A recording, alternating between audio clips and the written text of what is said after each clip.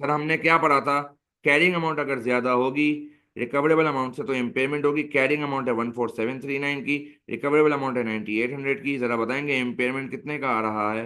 हाँ भाई, इम्पेयरमेंट कितने का आ रहा है बेटा, बताएं जरा जल्दी जल्दी। 4939। कितने का आ रहा है बेटा? 4939। क्या ये इम्पेयरमेंट?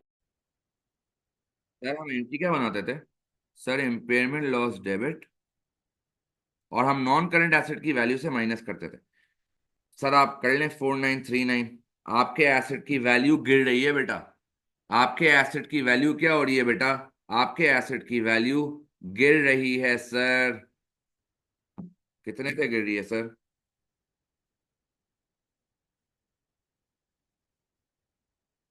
4939। अब बेटा देखो, आपके पास दो तरीके हैं। हमने आज तक कभी इम्पेयरमेंट को स्केड्यूल में रिकॉर्ड नहीं किया। सुनना बेटा बहुत गौर से, वेरी इंपॉर्टेंट। नया ट्रीटमेंट। सर, सर आपके पास कॉस्ट का सेक्शन भी आ रहा है और आपके पास प्रोविजन फॉर डेप्रिसिएशन का सेक्शन भी आ रहा है। सर मैं कहाँ से एडजस्ट करूं? हाँ भाई, मैं कहाँ से एडजस्ट करूं? सर इसको आप रीवैल्यूएशन की तरह लें। याद है रीवैल्यूएशन पढ़ा था हमने? इंक इंक रीवैल्यूएशन विद डेप्रिसिएशन जिस तरह करा है ना बेटा, यहाँ पे भी यही होगा। आपका जो एसेट आपका जो एसेट सुनना बेटा, आपका जो एसेट 24,000 का था, आज उसकी वैल्यू कितनी हो गई है बेटा? हाँ भाई, आपका जो 24,000, लेट सपोज 2 मिनट के लिए भूल जाओ, 2 मिनट के लिए भूल जाओ ये रिकवरेबल अमाउंट है। 2 मिनट के लिए ऐसे एज्यूम करो सर ये रीवैल्यूड अमाउंट है। मैंने आपको क्या सिखाया था बेटा, याद करें?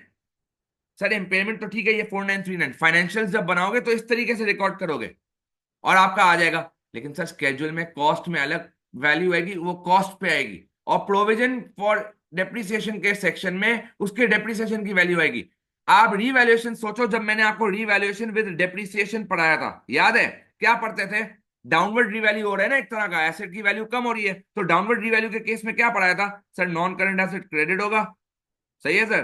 Sir provision for depreciation debit होगा। जब भी डाउनवर्ड रीवैल्यू होगी सारी डेप्रिसिएशन रिवर्स होगी। और सर डेबिट हो जाएगा रीवैल्यूएशन रिजर्व। यहां मैं डेबिट रीवैल्यूएशन रिजर्व को नहीं कर रहा, यहां मैं डेबिट कर रहा हूं इम्पेयरमेंट को। बस ये फर्क है। या प्रोविजन फॉर इम्पेयरमेंट को डेबिट कर लो, आपकी मर्जी है। क्या ये क्लियर है? आप सुनना, आपका एसेट 24,000 का था, आज उस एसेट की रीवैल्यूएशन, 2 मिनट छोड़ दो रिकवरेबल अमाउंट, रीवैल्यूएशन ट्रीट करो, 9,800 हो गई है। आप मुझे बताएंगे आपका एसेट कितने से डाउनवर्ड रीवैल्यू हुआ है? हाँ भाई, आपका एसेट कितने से डाउनवर्ड रीवैल्यू हुआ है सर? बताएंगे?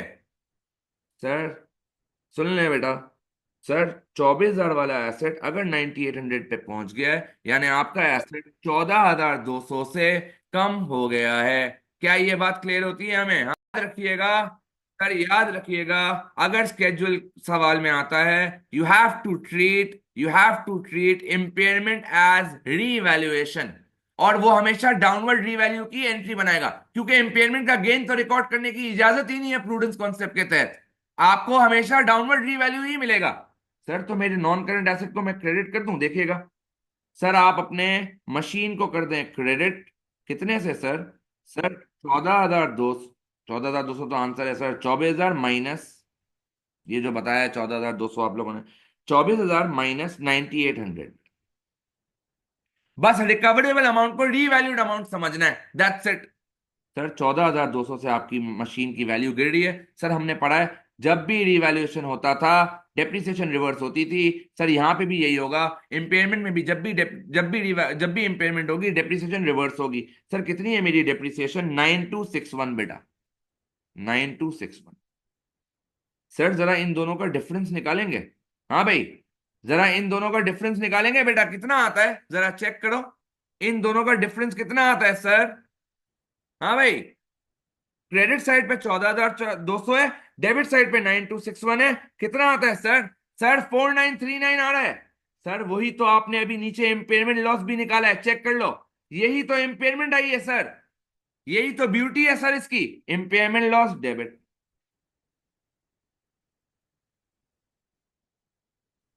अब सर मैं एग्जाम में क्या कर सकता हूं?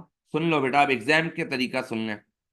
सर आपके पास दो तरीके हैं एग्जाम में। या तो आप डायरेक्ट इस 4939 को कॉस्ट से एडजस्ट कर दो, या तो आप डायरेक्ट 4939 को कॉस्ट से एडजस्ट कर दो, या सबसे अच्छा ट्रीटमेंट क्या है, आप मशीन है ना बेटा, मशीन यानी कॉस्ट, आप कॉस्ट को 14,200 से क्रिएट करो, आप प्रोविजन फॉर डेप्रिसिएशन को 9261 से स्केड्यूल में दिखाओ, तो नेट इफेक्ट ऑटोमेटिकली 4939 का ही आ जाएगा। दो रास्ते हैं बेटा, आपके पास दो रास्ते हैं। आप या तो स्केड्यूल में यहां इम्पेयरमेंट लिख लो, और डायरेक्ट आप वो इम्पेयरमेंट 4939 जो भी आ रही है वो लिख दो, या आप क्या करो, आप कॉस्ट में कॉस्ट की वैल्यू लिखो, इम्पेयरमेंट में प्रोविजन की वैल्यू लिखो, तो भी नेट इफेक्ट एडजस्ट हो जाएगा बेटा। तो सर चेक करिएगा, मैं आपको इस वाली एंट्री से बना रहा हूं, क्या हमें ये डबल एंट्री क्लियर है, एग्जाम में आ सकती है बेटा बनाने के लिए? वैसे तो नॉर्मली इम्पेयरमेंट की एंट्री पूछता है, लेकिन अगर स्केड्यूल के परस्पेक्टिव से बोल दी तो हम ये बनाएंगे। वरना हमने कौन सी एंट्री सीखी है? वरना हमने सीखी है कि इम्पेयरमेंट लॉस 4939 है, एंट्री बनाऊंगा इम्पेयरमेंट लॉस डेबिट और provision for impairment credit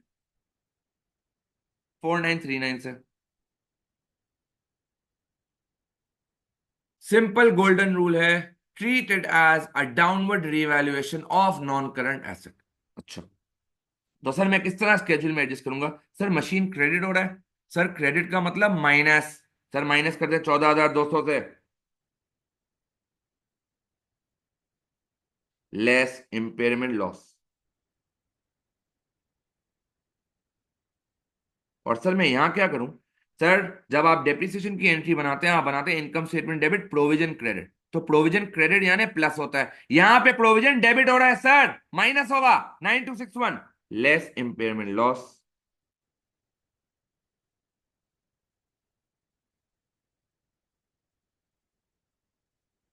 sir क्या ये हमें क्लियर